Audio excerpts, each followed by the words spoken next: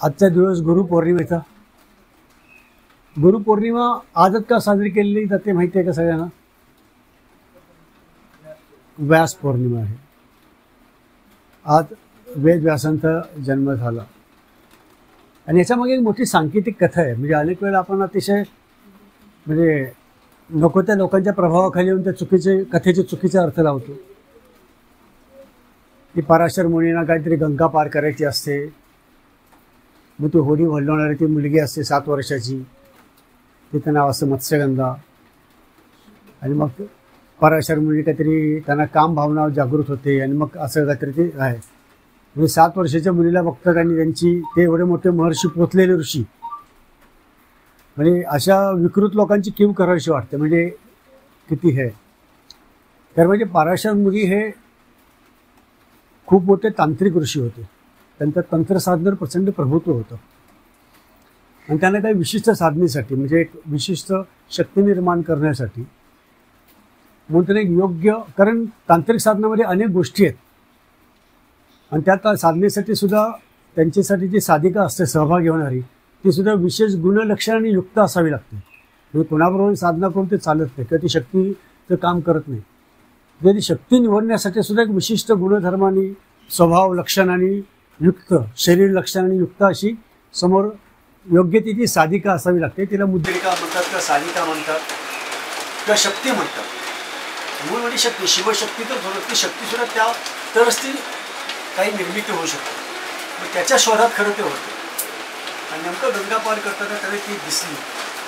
मग त्यांच्या लक्षात आलं की ही जी काही त्यांच्या गोष्टी मनावर जी साधना करायची होती तांत्रिक साधना, त्याच्यासाठी ही जास्त योग्य आहे. मग त्यांनी तिला आधी विचारलं. मग तिने सांगितलं मी तर 7 वर्षाची आहे वगैरे. मग त्यांनी आपल्या योगसमर्थेने तिला 16 वर्षाची की 18 वर्षाची केलं. त्याच्यानंतर सुद्धा तिची कंडिशन होती की माझ्या अंगाला वास येतो मत्स्याचा वगैरे. आणि सगळ्यात महत्त्वाची कंडिशन की माझा कौमार्यभंग होता कामा नये. ते म्हणजे काय हरकत नाही, तसे सगळं होईल, पण ती विशिष्ट गुणलक्षणाने युक्त होती. म्हणून त्यांनी त्यांच्यावरती जी काही साधना केली त्याला तांत्रिक साधना म्हणतात. म्हणजे पराशर मुनी हे इतके श्रेष्ठ, म्हणजे ब्रह्मदेवापेक्षा श्रेष्ठ योग्यतेचे ऋषी आहेत ते. तेव्हा तो कुणाला तरी एका स्त्रीला बघून किंवा कुठल्याही स्त्री किती सुंदर असली तरी ते असे पागळतील असे नाही आहेत, हे थोडं लक्षात घ्यायला पाहिजे. आणि मग त्या शक्तीच्या, शिवशक्तीच्या काही त्यांच्या तांत्रिक साधनेतून जी शक्ती निर्माण झाली त्या शक्तीने एक देह धारण केला. त्यांचं नाव व्यास, आपण व्यास म्हणतो. आणि व्यासांचं कर्तृत्वच आहे की ज्यांच्या नावावर 4 वेद, 6 शास्त्रे, 18 पुराणं, 64 कला.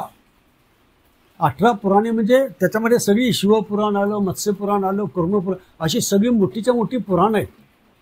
एकटा महाभारत ग्रंथच 1,00,000 श्लोकांचा आहे. ज्याच्या लिखाणासाठी त्यांना हे ना म्हणजे गणपतीला बोलावं लागलं. म्हणजे गणपतीने सुद्धा त्यांचं लेखनिक होणं पत्करलं. या योग्यतेचे वेदव्यास आहेत. आणि भागवत, पुन्हा संपूर्ण भागवत की ज्याच्यामध्ये विष्णूचे दशावतार, पुन्हा जर ती सगळी ग्रंथसंपदा बघितली त्याच्यामध्ये इतकी पात्र आहेत, इतक्या कथा आहेत, तुम्ही विचार करू शकता एक माणूस हे सगळं कसं लिहू शकतो. त्यामुळे अनेक लोकांना ते आपल्याकडे असे संशोधक व्हायचे त्या पिल्लूच ते व्यास हे एकच नसावेत, 4-5 असावेत किंवा 10-12 असावेत. मग कृष्णद्वैपायन व्यास वेगळे, वेदव्यास वेगळे, मग अमुक व्यास वेगळे, असं त्या लोकांनी काय काय केलं. पण मुळामध्ये व्यास ही इतकी प्रचंड प्रतिभेची ती शक्ती होती. तर हे अँगलने कोणी बघत नाही. आणि व्यासाचं नाव ठेवण्यामागे एक मोठं त्यातला अर्थ आहे. व्यास कशाला म्हणतात? वर्तुळाच्या 2 टोकामधील सगळ्यात जास्तीत जास्त अंतर, महत्तम डिस्टन्स ते व्यास. आपण भूमिती शिकलो, व्यास म्हणजे त्या वर्तुळाचं महत्तम अंतर 2 बिंदूमधलं.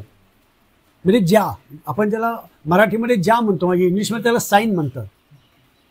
ते सगळ्यात मोठी साईन म्हणजे वर्तुळ कुठलं? ते संपूर्ण ब्रह्मांडाचं जे वर्तुळ आहे, ब्रह्मांड आहे ते वर्तुळाकार आहे. त्या वर्तुळाकारातील सर्वश्रेष्ठ जी प्रतिभा आहे, प्रज्ञा, तो व्यास, ते व्यास आहे. आणि त्यांच्यापेक्षा श्रेष्ठ कोणी नाहीच. वर्तुळामध्ये व्यासापेक्षा दुसरी कुठलीच ज्या श्रेष्ठ नसते, मोठी होऊ शकत नाही. व्यास हेच सगळ्यात महत्तम अंतर आहे. हे सगळं हे तुम्हाला अतिशय सांकेतिक भाषेत सांगितलेलं आहे की व्यास हे सर्वश्रेष्ठ प्रगल्भतेचे ऋषी होते.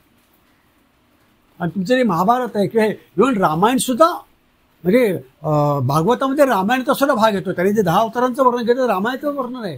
मग त्याच्यामध्ये इतक्या कथा आहेत. म्हणजे तुमच्या जेवढ्या सगळ्या कथा आहेत, जेवढ्या सगळ्या कथा तुम्ही ऐकता, मग शिबीराजाची असो, हरिश्चंद्राची असो, अनेक कथा आहेत. म्हणजे कितीतरी कथा आहेत, बरे शेकडोनी कथा आहेत. मी इंद्राचे प्रत्येक राजा म्हटलं मग त्याचे संपूर्ण वंश परंपरा, त्याचे म्हणजे तुम्ही इतक्या राजांचे, इतक्या क्षत्रियांचे, इतक्या ऋषीमुनींच्या सगळ्या वंश परंपरा आहेत आणि त्या सगळ्यांची बरोबर लिंक लावलेली आहे. म्हणजे असं नाही की कुठेतरी काहीतरी सुचलं टाकलं.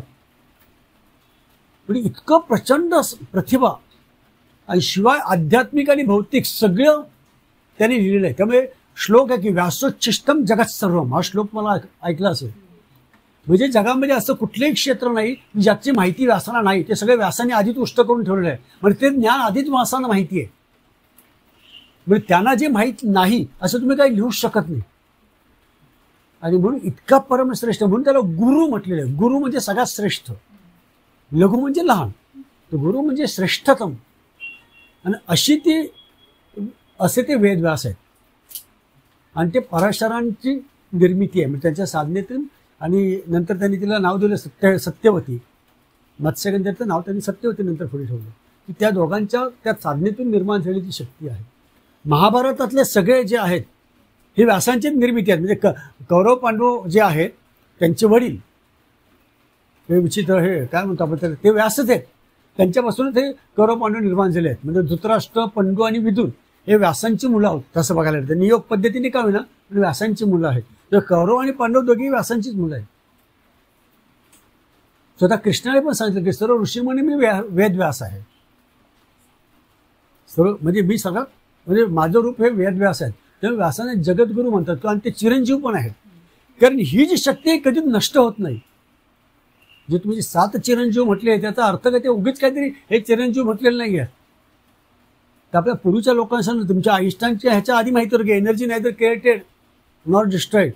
ते ह्या ज्या शक्ती आहेत व्यास, फक्त ह्यांनी सांकेतिक भाषेत लिहून ठेवलं की व्यास ही जी शक्ती आहे ही नष्टच होऊ शकत नाही, निरनिळ्या रूपामध्ये येते. का कृष्णाने सांगितलं की संभव आम्ही युगे युगे, म्हणजे दररोज नवीन काही येणार नाही. तो ती शक्ती आहे ती निरनिळ्या रूपामध्ये, energy neither created not destroyed. म्हणजे ही जी श्रीकृष्णाची शक्ती आहे, श्रीकृष्ण म्हणून जे काही शक्तीचा संच आहे, आज तो या रूपामध्ये अवतरला मोरपीस वगैरे, उद्या दुसऱ्या रूपात होईल. ती एनर्जी निरनिळ्या रूपामध्ये पुन्हा पुन्हा येत राहणार आहे. मग हनुमान आहेत, मग बिभीषण आहे, मग बलिराजा आहे, त्या सगळ्या शक्ती आहेत. परशुराम आहे, हे सगळे काय ते म्हणून चिरंजीव म्हटलेले आहे की ह्या 7 तऱ्हेच्या 7 शक्ती आहेत. आणि या सगळ्यामध्ये श्रेष्ठ शक्ती म्हणजे वेदव्यास. सर्वात या 7 शक्तीमधली सुद्धा श्रेष्ठ शक्ती ही वेदव्यास. म्हणून त्यांच्या ह्याच्यासाठी आपण गुरुपौर्णिमा किंवा त्या श्रेष्ठ शक्तीला शरण जाण्यासाठी, जगातील सगळ्यात श्रेष्ठ तो गुरुतत्व. दरवेळेला वेदव्यास तुमच्यासमोर येऊन नाही बसणार, दरवेळेला दत्तात्रय भगवान तुमच्यासमोर येऊन नाही बसणार. तर ते कुठल्या ना कुठल्या शक्ती स्वरूपामध्ये, गुरुरूपामध्ये तुमच्यासमोर प्रकट होणार. म्हणजे तुमचे डोळे आहेत की तुम्ही त्यांना माणूस समजायचं, हे असं असं समजायचं की त्यांच्यातलं गुरुतत्व बघत. It is up to you. आणि आपल्याकडे ती खूप चांगली परंपरा आहे की आपण दगडामध्ये सुद्धा देव बघतो. आपण दगडाच्या मूर्तीत सुद्धा देव म्हणून प्रार्थना करतो. आता काल परवा आषाढी एकादशी झाली, ते ज्यांना कळत नाही ते काय हे काय त्या दगडाच्या मूर्तीला एवढं काय पाया टाकायला, एवढे लोक येतात आणि 15 लाख लोक गोळा होतात वगैरे, ते विठ्ठलची मूर्ती आहे, तर कुठे पण आहे वगैरे. पण तो जो भाव आहे वारकऱ्यांचा की ते विठ्ठल जो परब्रह्म परमेश्वर तोच आहे, ते आपण दगडाला सुद्धा देव बनवतो. एवढं आपल्यामध्ये प्रज्ञेमध्ये किंवा आपल्या स्वतःमध्ये इतकं सामर्थ्य आहे की तुम्ही ज्याला म्हणू शकता त्याला देव बनवू शकता. ते सामर्थ्य गुरूंचं. ते गुरु या प्रकारेच तुम्हाला, आणि तुम्ही जर गुरुभावनेने गेलात त्यांच्याकडे, शिष्यत्वाच्या भावनेने गेलात, मग तुम्हाला ते त्या प्रकारे मिळत जातं. म्हणजे साईबाबांच्या आरतीत आहे की जया मनी जैसा भाव तया तैसा अनुभव. जे माणूस म्हणून बघतील त्याला माणसाचाच अनुभव येईल, जे गुरु म्हणून बघतील त्यांना तो त्या प्रकारचा अनुभव येतील. ते शक्ती न्यूट्रल आहे, लक्षात मी का. तेव्हा हा भाव लक्षात ठेवा. व्यास म्हणजे आपण फक्त व्यास समजू नका, व्यास ही प्रचंड मोठी शक्ती आहे आणि या जगातली सर्वश्रेष्ठ शक्ती आहे म्हणून त्याला व्यास म्हणतात. बाकीचे जे सगळे देवदेवता ऋषीमुनी जे त्या सगळ्या ज्या आहेत छोट्या साईन आहे, छोटा साईन, पण हा डायमीटर आहे. सगळ्यात महत्त्वाचं जे आहे हा डायमीटर आहे. हा सगळ्यात महत्त्वाची शक्ती आहे. हिच्यापेक्षा श्रेष्ठ नाहीच. ब्रह्मांडाचं जे वर्तुळ आहे, या क्षितिज म्हणतो संपूर्ण, ह्या सगळ्यामध्ये सर्वश्रेष्ठ शक्ती आहे. त्याच्यामुळे त्यांच्या जन्मदिवशी जन्मदिवस आहे त्यांचा तो. वेद व्यास जयंती नाही, व्यासांना मृत्यू किंवा मरण नाही, ती चिरंजीव शक्ती आहे. तर तिचा अवतरली आजच्या दिवशी, गुरुपौर्णिमे दिवशी, आषाढ. आणि त्याचं कारण हेच आहे की सत्यवतीने त्यावेळेला सांगितलं की म्हणजे काय एवढा उजेडामध्ये वगैरे इतकं सगळे लोक असताना नावेत कसं काही म्हणजे ती साधना करताना आपल्याला. मग त्याने आपल्या मायाने संपूर्ण ते ढगाचं वलय निर्माण केलं. आणि आषाढ महिनाच का, तर आषाढ महिन्यामध्ये सूर्य उगवतच नाही, तुम्हाला मार्गच दिसत नाही.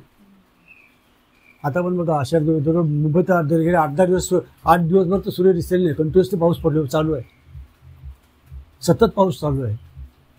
त्यामुळे तुम्ही संपूर्ण तुमच्या आभरामध्ये आकाशामध्ये अभ्र आहेत, तेव्हा तुम्हाला सूर्याचा किरण नाही, तेजाचा किरण येत नाही. तर आषाढ पौर्णिमेला कुठेतरी तुमच्याकडे ते गुरुतत्व यावं, कारण तुम्ही सर्व गोंधळलेले आहात, भटकलेले आहात, अशा प्रकारच्या आपत्तीमध्ये सर्व प्रकारच्या आपत्ती येत आहेत आणि त्यात तुम्ही अडकलेले आहात. मग आषाढ पौर्णिमेला गुरुतत्व तिथे प्रकट होतं आणि मग ते गुरुतत्व मला काय मार्ग दाखवतं. गुरूंचं काम काय, मार्ग दाखवणं. चालणं काम तुमचं आहे. गुरु कोणाला खांद्यावर बसून नाही नेणार. हां, काही जणांच्या बाबतीत ते करतात, अगदीच नाही असं नाही, पण ते शेवटी काहीतरी त्यांचं गुरूंचं नातं असू शकतं, आधीचं काही कमिटमेंट्स असतात वगैरे, सगळ्यांच्यासाठी नाही, सगळ्यांना ते, पण तुम्हाला मार्ग दाखवणार. करणं काम तुमचं आहे, तापणं काम तुमचं आहे. तुम्ही केलं नाही, गुरूंकडे गेलं नाही, काय केलं तर काही नाही, तुम्ही फक्त जोडलेले राहा. पण जोडलेलं राहणं ही सुद्धा एक मोठी साधनं आहे. मी वारंवार सांगतो की जोडलेलं राहणं, तो आपल्याला भक्ताचा अर्थ नाही माहीत. जसं मी आधी सांगितलं, भक्त म्हणजे काय, जो जोडलेला आहे तो भक्त. विभक्त म्हणजे वेगळं, भक्त म्हणजे जोडणं. आपल्याला वाटतं भक्त म्हणजे टाळ पिटणं, पूजा करणं किंवा देवाची हे भक्ती, मोठा भक्त आहे बरं का, नाही नाही. देवाशी त्या शक्तीशी जोडलेलं राहणं म्हणजे भक्त, त्यांच्यापासून दूर राहणं म्हणजे विभक्त. आपण म्हणतो ना विभक्त झालो म्हणजे काय, वेगळे झालो. तर आपण विभक्त आहोत की विभक्त आहोत. आणि ते जोडणं नातं आतून, हृदयातून होतं, बाहेरून नाही होत. बाहेरून तुम्ही अगदी छानपैकी म्हणते का तोंडावर अगदी गोड गोड बोला, अरे काय छान, व्हावा छान आहे मला, असं असतं होतं, तुम्ही जोडलेलं नसतं. तीच गोष्ट योगाची, योगाचं पण तेच वाक्य आहे. आपण इतके चुकीचे अर्थ काढण्यामध्ये आपण म्हणजे माहीर झालेलो आहोत की प्रत्येक गोष्टीत चुकीचं काहीतरी करतो. योग म्हणजे आपला अर्थ ते आसन नाव, ते रामदेव बाबाचं ते जे फापसूर, ते नॉट योग. वियोग म्हणजे दूर होणं, तोच अर्थ आहे. वियोग म्हणजे दूर होणं, योग म्हणजे जोडलेलं राहणं. वियोग म्हणजे दूर झालं ना, योग म्हणजे जोडलेलं. तर जोडलेलं राहणं म्हणजे योग. कोणाशी जोडलेलं राहणं, तर त्याच्याशी जोडलेलं राहणं. गुरुतत्व असेल का जे परमेश्वर, परमेश्वर म्हणजेच गुरुतत्व, त्याचा अर्थच तो आहे. जे परमतत्व आहे तोच परमेश्वर, की त्याला गुरुत्व. गुरु म्हणजे गुरुचा अर्थच आहे की श्रेष्ठ. तर तुम्ही त्या श्रेष्ठत्वाशी सतत कनेक्टेड राहणं, जोडलेलं राहणं मनाने, ज्याला म्हणतो ना काया वाचा मन तन मन धन, यांनी जोडलेलं राहणं, दॅट इज कॉल्ड गुरुतत्व. आणि ते जोडलेलं राहणं महत्त्वाचं आहे. किंवा सत्संग, सत्संगचा पण अर्थ तोच आहे. आपण इतकेच चुकीचं, सत्संग म्हणजे आपला अर्थ जाऊन काही प्रवचन ऐकणं, काहीतरी खोटं बोलू नका, हे नका, तो उपदेश ऐकणं, कुठेतरी ग्रंथावर भाष्य करणं, इट इज नॉट सत्संग.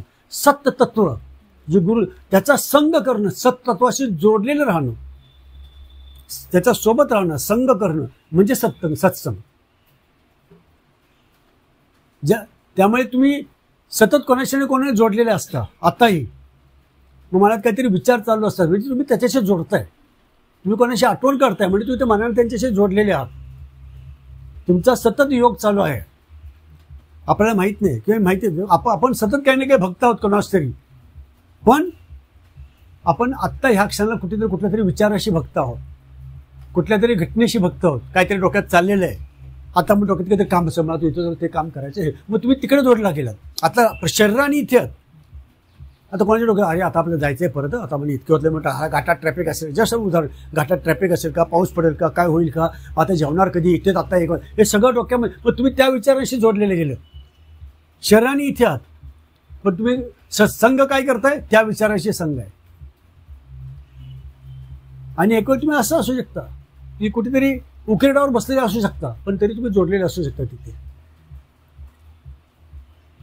ते हे अर्थ अतिशय सोपे आहेत. काही वेड्या लोकांनी किंवा त्यांना कळलंच नाही. म्हणून मी सांगतो ना, आज ह्या जगामध्ये आत्ता ह्या घटकेला असलेले 99% गुरूंना माहीतच नाहीये त्या काय साधना काय असते, अर्थ काय त्याचे, खूप सहज अर्थ काय आहेत. त्यांनी अवघड करून ठेवले आणि त्या अवघड करणं म्हणजे बरं असतं. अवघड केलं की मग काय होतं, मग तुम्हाला तुम्हाला वाटतं ह्या माणूस किती ज्ञानी आहे की ह्यालाकडे इतकं मी अवघड करत होतो, मी सोपं करून सांगतो. भक्त म्हणजे जोडलेलं राहणं, योग म्हणजे जोडलेलं राहणं, सत्संग म्हणजे जोडलेलं राहणं, आणि त्याचे अर्थच ते आहेत. ह्याच्यापेक्षा वेगळा अर्थ असेल तर कुणी पण मला सांगा की भक्ताचा अर्थ नाही का. त्यामुळे संघ, आणि शेवटी संघ कशाचा करता तुम्ही, तुमच्यावर आहे. जसं म्हणजे कृष्णाने सांगितलं, दुर्योधन गेला तर त्यांच्याकडे कंप्लीट करून, पांडवांनी आम्ही सगळे एकच आहोत तुझ्यासाठी, मी त्यांचीच बाजू घेतो, आमची बाजूच घेत नाही. त्यांच्यात आमच्यात फरक काय आहे, आम्ही कुठे कमी पडतो. लोक येऊन विचारतात ना, आम्ही कुठे काय ग, इथे बसायचं, वर बसायचं, बस आम्ही कुठे कमी पडलो. मग कृष्णाने सर सांगितलं, अरे काय नाही, ते आपण नंतर कधी कुठे कमी पडलो तर आपण नंतर बघू. तुला बाहेर जायचं असेल बाहेर गेलं तरी चालेल, हां बाहेर जाऊन दंगे करायचं असेल तर जा. हां तर तुम्हाला दंगा करायशिवाय बरं नाही वाटणार. खुश. फक्त पावसात जाऊ नका. मग त्याने ते माहिती असेल ही कथा. मग ते राष्ट्रीय यज्ञाच्या वेळी ते दुर्योधनाला सांगितले, काम कर, एवढे सगळे लोक बसलेले आहेत, यांच्यामध्ये कोणीतरी एक चांगली व्यक्ती घेऊन ये. मग दुर्योधन गेला, सगळीकडे बघून आला, त्याला प्रत्येकामध्ये काही ना काही दोष दिसले. प्रत्येकामध्ये काही ना काही दोष. माणूस शेवटी गुणदोषाने भरलेलाच असतो. शेवटी तुम्ही त्यातलं काय बघायचं, ऐकलं का तुम्ही, प्रत्येक माणूस गुणदोषाने भरलेलाच असतो, तर तुम्ही त्यातलं काय बघायचं तुमचा लुकआउट आहे. दुर्योधन जाऊन आला, सगळ्यांना त्याचे दोष दिसले, त्यामुळे एक पण माणूस चांगला नाही. मग त्याने म्हणजे थांब जरा, आता युधिष्ठिराला पाठवूया. युधिष्ठिर पण फिरून आला, युधिष्ठिराला एक पण माणूस वाईट दिसला नाही. कारण त्या प्रत्येकाचे काही नाही काय, ह्याच्यामध्ये काहीतरी हा गुण आहे, अरे ही पण चांगली आहे, ह्याच्यामध्ये हा गुण आहे, अरे ही पण चांगली आहे की ह्याच्यामध्ये पण हा गुण आहे, ह्यांच्यामध्ये पण गुण आहे, ह्यांच्यामध्ये पण, प्रत्येकामध्ये त्याला गुण दिसले. मग त्याला वाटलं, अरे सगळे वाईट कसं कोण आहे. तो आला, हात हात दोघेही हातावलं तरी का मिळाले. पण दुर्योधनाला कोणी शोधून चांगला सापडला नाही, युधिष्ठिराला सोडून वाईट सापडला नाही. हा फरक आहे की तुम्ही तुमच्याकडे लोकांमुळे संपर्कात सदैव लोक येत असतात, तुम्ही त्यांचं काय बघायचं, तुम्ही काय बघायचं. तुम्ही त्यातले चांगले गुण बघत राहिलात आणि त्याला प्रेज करायला पाहिजे. थोडंसं प्रेज करणं गरजेचं आहे. अरे वा छान आहे, तुम्ही चांगलं आहात. दोन शब्द गोड बोलायला आपलं काही जात नाही. वा वा छान छान मस्त. एखाद्या अगदी म्हणजे काय काय येऊन रागाला ओढला तर त्यांना सांगितलं, तुम्ही रागाला म्हणून बरं झालं, मग तुमच्या मला चूक दाखवली म्हणून बरं झालं, तुमच्या चुकीमुळे माझी ही सुधारणा झाली, मी आता तू चूक सुधारते. मला माहितीच नव्हतं की माझ्या कामात अशी चूक होते, तुम्ही सांगितलं, मला रागावला जरा दम दिला, मला आता माझ्या कामात सुधारणा झाली. तर माणसाला वाटतं तरी हे एवढं बोलतो तर काहीतरी माझं चांगलेच गुण दाखवतो. तुकाराम महाराजांना मंबाजीने ते काय बाबाईच्या फाट्याच्या लाकड्याने झोडपून काढलं, माहिती आहे होता सहज दिलात. मंबाजी म्हणून होते त्यांच्या काळात. तेव्हा काय तुकारामाचा तो द्वेष करायचा, म्हणजे लोकांना काहीतरी अधर्म फैलवतो वगैरे. कारण तुकाराम महाराजांनी सांगितलेलं, वेदांताचा तो अर्थ आम्हासीचे ठावा, इतरांनी व्हावा भार माथा. म्हणजे वेदांताची पुस्तकांची फक्त ओझी बाकी तरी होय, त्याचा खरा अर्थ काय, तसं मी तुम्हाला सांगतो की खरा अर्थ आम्हाला माहिती आहे, बाकीचे सगळे ते पुस्तकी ज्ञानवाले. ते मंबाजीचं तर काय, आम्ही एवढे पडलेलो, एवढं आम्ही काय वेदशास्त्र काय वेदशास्त्रोत्पन्न अभ्यास केलेला, इतकी वर्ष इतक्या ग्रंथाचा, आणि हा कोण दुकान चालवणं वाणीवर आम्हाला सांगतो की आम्हालाच अर्थ माहिती म्हणून. तर रागाने त्याने ते बाबेच्या त्यांनी त्याला झोडपून काढलं. तुकाराम बायकोने सगळे काटे त्याच्या विचारच्या अंगातले काढले, सगळे रक्तबंबाळ झालेले. तर त्याने बायकोला पण धन्यवाद दिले. मग पुन्हा ते गेला पुन्हा मंबाजीच्या घरी. माझी म्हणलं काय झालं आता, काय नाही तुमचे जरा हात दाबायला आलो. म्हणजे काय झालं, नाही मला मारून धारून तुमचे हात दुखले असतील, माझ्यासारख्या पांभराला तुम्ही मारलं, तेवढं माझ्यावर कृपा केलीत की तुमच्या मारण्यामुळे माझे अनेक दोष जळून गेले, अनेक पापं नाहीशी झाली, माझे जन्मजन्म काही भोग शिल्लक राहिले होते ते तुम्ही मारण्यामुळे ते भोग निघून गेले, त्याच्याबद्दल धन्यवाद. आणि तुमच्या मी हात दाबून देतो. तेव्हा मंबाजी पण पश्चात, अरे काय माणूस आहे, ह्याला मारण नाही येऊन माझी माफी मागतो आणि मग तो तुमचे हात दाबायला आलो. हा तुमचं स्टँड असायला पाहिजे. पण त्याच वेळेला लक्षात घ्या की मंबाजीनं का मारलं हे त्याला माहिती होतं. मंबाजी काय झालं तर थोडंसं पण अभ्यासू व्यक्तिमत्व होतं, असं त्यांनी काही दुर्हेतून नाही मारलं. म्हणून तुकाराम पुढे म्हणतात की भले तरी देऊ काशीची लंगोटी, नाठाळाचे मातो हानी खाटो. म्हणून कोणाला तरी ह्या गाल मारला तर हा गाल पुढे नाही करायचा, ते आपण कायम सांगतच आलेलो आहे. हा गाला म्हणलं दुसरा गाला अशी झणझणीत द्यायची की आयुष्यात पुन्हा उठलं नाही पाहिजे. आपल्या धर्मात सांगितलेलंच नाही हे सगळं.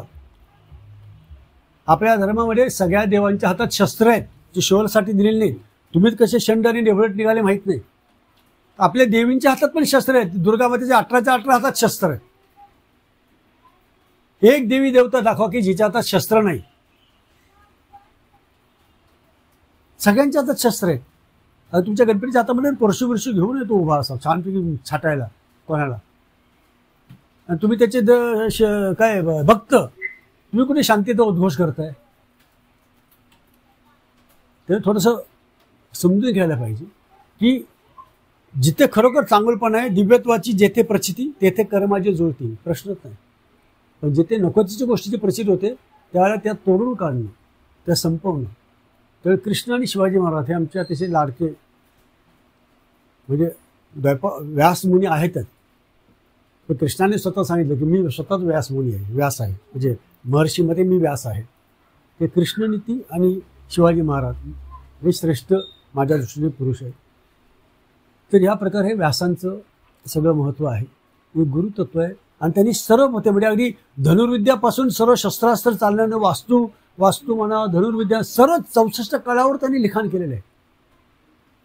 असं कुठलंच शास्त्र नाही, अशी कुठलीच कला नाही की ती व्यासांनी त्याच्यावर लिहिलेलं नाही. म्हणून त्याला म्हणतात की व्यासोच्छिष्टम जगत सर्व. आपण व्यास होऊ शकत नाही, म्हणजे खूप वर्षानुवर्ष जातील, अनेक जन्म जातील व्हायला. फक्त एक करू शकतो की आपण व्यास तत्वाशी, गुरु तत्वाशी जोडून घेऊ शकतो. ते दिव्य तत्व आहे. त्यामुळे दिव्यत्वाची जेथे प्रचिती तेथे कर माझे जुळती. आणि त्यांच्याकडे नतमस्तक होणं, त्यांना त्या दिव्यत्वाला कुठेतरी स्पर्श करणं, आणि त्याची आपण अनुभूती आपल्यामध्ये येऊ शकतो. कारण काय होतं ना, फुलासंगे मातीस वाद लागे, तसं त्यांच्या चरण स्पर्शाने आपल्याला सुद्धा थोडंसं घेऊ शकतो. आणि जे गुरुतत्व आहेच हे दुसरं रूपकच आहे. हे उत्पत्ती, स्थिती, लय, 3 मुख आहेत. ते काय दाखवतात तुम्हाला? उत्पत्ती, स्थिती आणि लय ह्या तिघांचं प्रतीक आहे. उत्पत्ती, स्थिती आणि लय. दत्तात्रय भगवानची 3 मुख आहेत. ती 3 मुख आहेत. ब्रह्माचं मुख म्हणजे उत्पत्ती, विष्णूचं मुख आहे ते स्थिती, आणि शंकराचं जे मुख आहे ते लय. हे संपूर्ण सृष्टिकार चक्रच आहे. त्यामुळे आपण काय म्हणतो, भगवानचं दत्तात्रयानं आपण गुरु म्हणतो. आदिगुरु म्हणून त्यांना पदवीच दिलेली आहे. आणि जगद्गुरू वेदव्यासांना म्हणतात. दोघांनाही आपण छानपैकी नमस्कार करूया. आणि आपले जे सद्गुरू आहेत ज्यांची आपल्याला कृपा आहे त्यांनाही नमस्कार करूया. आपले शाबरीचे जे शाबरीवाले सगळेच आहेत ना, बरोबर, सगळेच आहेत. शाबरींच्या पण ह्यांना आपण हे करूया. आणि याच्यातले गुरुतत्वाचे त्यातले 2 प्रार्थना आहेत ते म्हणूया. 3 वेळात म्हणूया. पहिला गुरुसट आहे आपला, म्हणला गुरुसट. गुरु गुरु साहब सुमरो बड़ी भान, सिंगी टोरो बन कहो मन नाऊ करता, सकल गुरु की हर भजे, घट्टा पकड़ उड़ जात, चेत संभार श्री परमहंस.